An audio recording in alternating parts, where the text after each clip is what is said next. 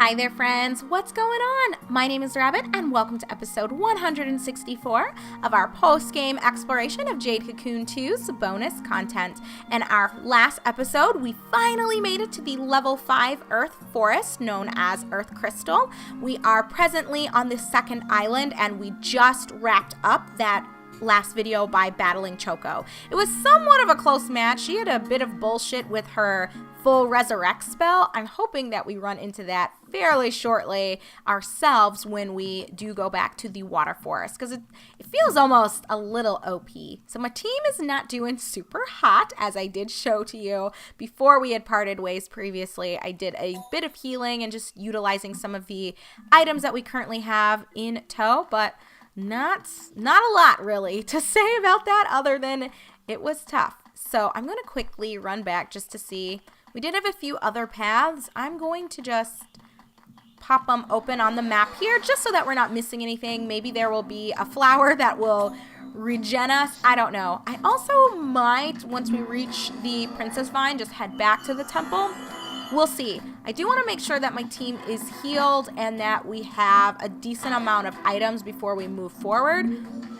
I just don't want to set us up for failure. And maybe I'm being too paranoid. I still don't think we've had an on-screen death yet, although we've come quite close a number of times. But let's see if we can keep this track record throughout the entirety of this LP. I think we can do it.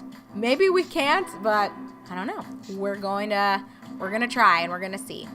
So, anyhow, I guess wrapping up hopefully in this episode my story about work being insane. I was sharing with you guys that my friend and a coworker named Bethany, that I don't necessarily see all the time because we're in totally different departments and have completely different roles, but she, due to her personality just being different, has found herself not well liked by her unit leader as well as the director of her unit and of her department. So she seemingly randomly received a performance improvement warning / plan where she essentially got a 30-day notice that they will terminate her if she doesn't fix a slew of random things that weren't even addressed like a couple days prior when she met with her unit leader to do an actual assessment of her performance and behavior and et cetera, et cetera. So it's kind of insane, and I still personally think it's, I don't know if I should say unethical, because I don't know, is this an issue of ethics or is it just an issue of poor leadership? I don't know, but it feels very bad and it leaves a bad taste in my mouth even just talking about it, that this seems like this was fixed and like they were in cahoots together and the unit leader intentionally did not share things that they had been tracking or things that they had been concerned about, just so that Bethany would continue to not do what it was that other people were looking at, which is so weird, because why, as a leader, would you want your team to fail? Why wouldn't you want nothing but success for your team? And if there's someone that you don't like, I feel like then you should at least be direct in trying to correct their behavior. Like, why would you just want to leave them on, you know, this little boat of false happiness, but there's actually a hole in it and it's slowly sinking and you know it's sinking and you don't do anything about it? Like, that seems so fucked up to me. Just, I don't know. I feel nothing but extreme grief for her, because what the fuck? But I come back to something that I had mentioned in our last episode, that I also am of the mindset that if there's a place that's constantly stressing me out and I feel like I'm not being valued or treated properly, I don't know if it's worth my self-respect and my mental health to stay there. So I'm not sure how much Bethany actually needs this job, but or at least in the moment, I wasn't sure, because I know for me personally, like Andrew and I were not about that. Like, I'm not saying we have a lot of savings, because that's definitely not the case. You guys know I'm the only income that we have because he's still in school, like working through his doctoral program, and he's possibly thinking of transferring or just starting over a new doctoral program or a different master's program. So basically, like, we lost a year and a half of his work, or we might be losing a year and a half of his work. We're going to see. And I don't care. Like, that's not a big deal to me. Like, I'm a simple girl, you know. I come from not much, so I don't mind if we live meagerly and humbly for now. I know there will be a point where hopefully we'll have a little bit more, and we'll be buying a house in the next year or two. Like, these are goals that I have for myself, but I don't care. Like, I'm not unhappy with what we have. I just don't care. I think comparison steals a lot of joy from people, so I don't mind if other people have more than I do, because I know for me, I have enough. So, with that being said, though, I know that Andrew and I would be fine if I was in a similar position and I felt like I wasn't being valued or treated properly and I just didn't want to deal with it anymore. He would tell me 100%, like, then fucking leave. Like, these people are crazy. It's not worth it. I will get a part-time job myself, or I'll see if I can get, I mean, he gets a little bit in, like, research grant money or, like, a minor stipend, but, I mean, you know, it's still hard as a unit, the two of us operating on one income. Like, it's still, hey, it's good to see you, buddy. It's still a tight squeeze, for sure. Which is why I cannot think, what the fuck? I don't want, what? I'm not paying for these. I wonder if these truly are then just for selling. Why am I holding on to all of these? But then I'm going to feel super mad if I sell these and, oh, you guys. Oh, I already have a mint badge. Yeah, I am not sure what the value in their paraphernalia is, but I'm like 99% sure it's just to sell. Maybe there's going to be a quest later, but y'all, I made this very clear. Once we're done actually exploring the post-game bonus forest, that's it. Like, we are not going to be getting through all the fights at the arena and all of that. It's not happening. This game has consumed so much of my time and energy. Not that it's necessarily bad. I think I've done a good job of just spreading it out, because I know I got a little burned out by the time we had finished the main chunk of the narrative. But there's no way I'm adding on to this. Like, yeah, it's nope, not gonna happen. So maybe there actually is a legit quest that populates the bulletin board or the job board once you've finished the forest. So maybe it just unlocks, like, extra stupid shit for you to do just to give you more playability. I don't know. I'm not worrying about it. I'm not at all. Not me. I've got other things that I'd rather focus on, for sure. So anyway, back to Bethany and, you know, me and Andrew. So I know for me personally, I would just walk away. I feel like there will always be another job opportunity, but there's also a difference, I guess. Bethany just has a bachelor's in psychology and not a lot of work experience, whereas I do have my master's degree and I have quite extensive experience in education and research. So I can work in a variety of settings. I can work in hospitals, clinics. I can work in schools. At a variety of schools. I can teach at charter schools as long as they offer college level courses. I can teach at a community college. I can teach at a university. Like, I'm not limited at all in terms of a work environment and getting a decent salary for where I'm at. But she might not have that same luxury. So I get that she might be in a stickier situation, or these were the thoughts that I had at the time. So I know now what ends up happening. But anyway, so I just listened to her and I was just kind of telling her, like, well, you sort of have a choice to make. And I did share with her somewhat my thoughts that, you know, if it was me, but I know that my situation and my history is entirely different from yours, I wouldn't stay and personally deal with all of this. I don't think it's worth it for me, but I also know that I get drained quite quickly when there's a lot of drama, and I know that I can't at that point even perform to my best ability, and then it's kind of just a waste of everyone's time at that point. Like, why am I even there if I'm not even doing a good job? And it might not even be that I'm not doing a good job, but if I'm not doing as good of a job as I know I'm capable of doing. So, I kind of said something to that effect, but I also said, I want to support you and I will definitely advocate for you if there's some sort of investigation opened up. Like, you can always use me as a reference if you want to try to look for another job. I will do whatever I can to support you because I believe in you and I 100% feel that you've been wronged. And I personally even went to the human resources director and I talked to her a little bit about this, and I just told her, like, I think this needs to be looked at. This is not good at all.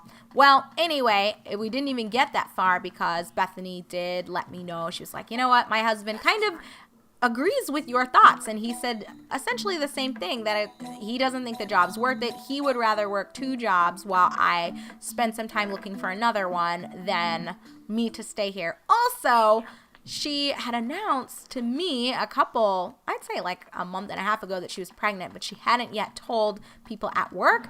And so I think that was a concern of hers as well, that if she stays, knowing how much they dislike her and that it seems like been conspiring against her for a while now, they're not going to treat her fairly at all once she's super pregnant, if we can just put it that way, and unable to walk around as much and to do as much. And I don't disagree with her. I certainly think that a lot of the leaders immediately above her wouldn't treat her fairly whatsoever when that time arrived. So she did put in her 30-day notice, and this is kind of like secret information that hasn't even been disclosed to her yet. And I always feel so awkward being in this position, but I heard that they're thinking of like trying to accept her 30-day notice as an immediate resignation, or like, it's so weird, and I don't know how they can even get away with this. And I was just sort of like, when the director was talking to me about this, I was just thinking, like, why? You guys tried to draft a 30-day performance improvement plan with her anyway. Why wouldn't you just see it through? I don't really understand what you guys are doing. I'm going to go back to the temple super fast, you guys, just to pick up some more stuff before we move onward. And also to drop off the Kalma that we did acquire. I think this shouldn't take too long. I'll put my story on hold here as I bebop on over to Kikinak & Co. And I really also want to buy some things. That might be motivation number 1, if I can be transparent with you guys. We're struggling a little bit, and I've got no more of these. So I'm going to grab 2 citron powders. I will buy, I think, 4 resurrect books, and I think that's all I can even get. Okay, we need to be crafting some more shit, you guys. What are you doing? Just chilling here, not doing anything and not improving. Not acceptable at all. Let's hand over this Kalma. I think we got Protect. Was it? I wasn't completely paying attention, but we'll check it out. So Dumbler, 4,800 merge fee. It is S rank, Protect, ups defense, and covers ally. We've got an earlier version of this. I don't think it's super good, to be honest. I don't know. I guess there are some strategies that could be built around it, but I don't think it really plays into my play style. So I'm not going to really worry too much about it. But what I do want to quickly look at, we did get 1 person to full form. Nemo here did reach it. And I'm wondering if between this episode and the next one, I want to just switch him out with someone else, just so we can get another beast where they need to be. And also make this side feel a little bit better. I feel like we need more heals than just Lymina. It's not good. It's not that it's bad, but it's not good at this point, I suppose I should say. So I'm not meaning to have you guys here as I'm looking through all of this. I know that that's not super cool.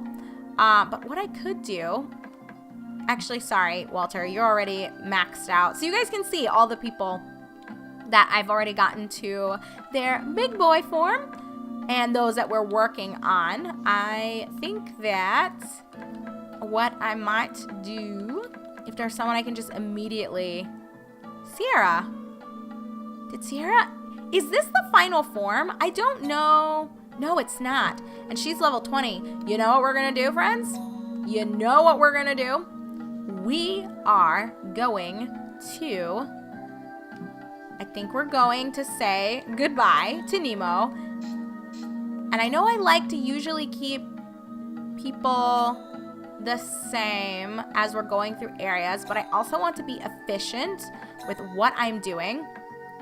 And we've got someone who's just chilling here at, oh God, we've got a lot of people chilling at level 20. But some of them it doesn't matter because, like Krusty, for example, I don't really, Krusty wouldn't fit anyway. But some of them are already maxed out.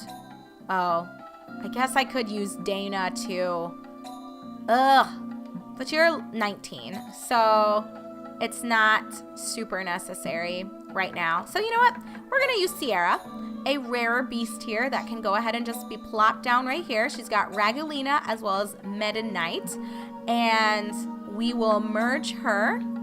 It's been a minute since you guys have seen her. I can't even remember when the last time was that we did utilize her in battle, but we will go ahead and scale up Meta Knight into, oh God, can I? Oh, that's the best one we've got, isn't it? Ooh, that's not good. I don't really, oh, that kind of sucks, y'all, because anything we switch her to is not going to be good. Because, oh no, this is so bad. Is there another heal that we could do? Oh, you guys. Oh, that's not good. And I don't want to give her Tisha Light, but then us not have a heal. Does that make sense? Oh, that fucking sucks. Ah, absorb HP, but I think that's just for, is it for her or for the whole side? I don't know, but if we do this, then we don't really have a way to heal at all.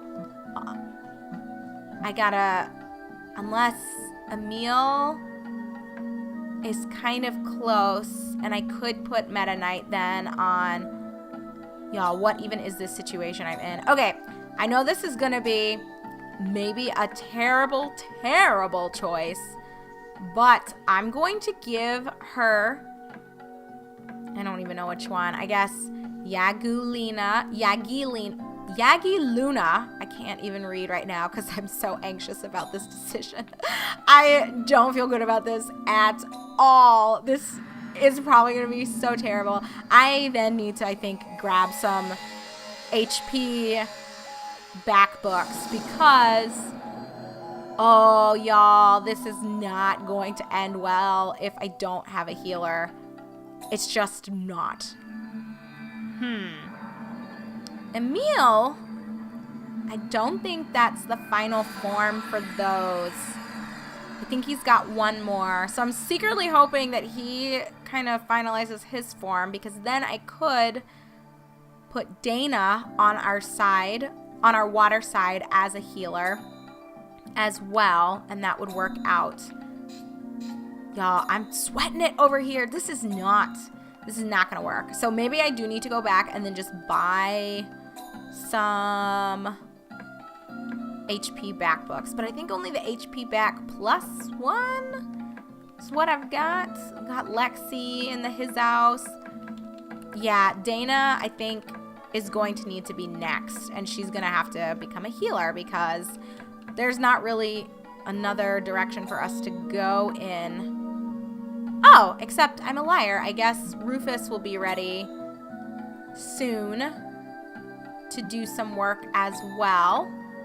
Guys, we're going to have like a totally different team, I guess, when we're ready to move on. Thank you.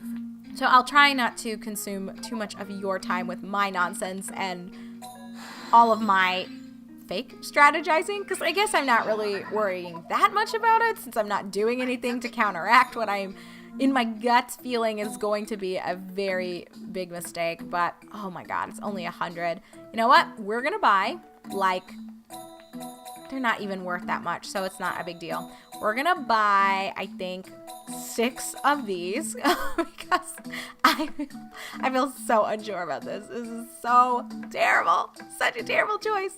Oh god, I don't know what's gonna happen, but we've got a lot of heals to keep us going. Okay, so what I will do without you, friends, after we check the lounge again. I know, how many times am I going to look at this lounge? Well, I have to, because I'm hoping it's going to fucking change what is posted. Are you using ribbits? I recommend them. If Vanilla says so, you can believe it. Okay, wish I didn't talk to you. I'm really no good at making a good Divine Beast layout. I don't like making lots of changes as if they were just tools for battle. Oh, so she's kind of got the Pokemon mentality where they're friends, not defeat Choco. So they are changing it, but it's not, cinnamon and water tier. And now you want deliver my present. What? All of these are water tier. That's so weird. You would think that it would diversify your location. Oh, except this one's dust up, I guess. But no. So it's technically changed a little bit, but not enough to switch up the game for me. So anyway, I feel like I'm spreading out this story about Bethany into 3 episodes, but hey, I'm keeping you on the edge of your seats, right? Okay, so when we come back together, I will have made my way back to the end of Earth Crystal Island number 2. If there are any cutscenes or anything, I might show them to you, I might not. I feel like lately they haven't been that important. They've just been a lot of fights and random thoughts about leadership and Kokona. I don't know. We'll see. I'll either recap it for you at the start of episode 165, or I might just show it to you. We'll see what I feel like doing. But either way, thanks for watching, friends. My name is Rabbit, and this is our post-game exploration of Jade Cocoon 2's bonus content, and I appreciate you joining along for the fun. So I'll see y'all shortly.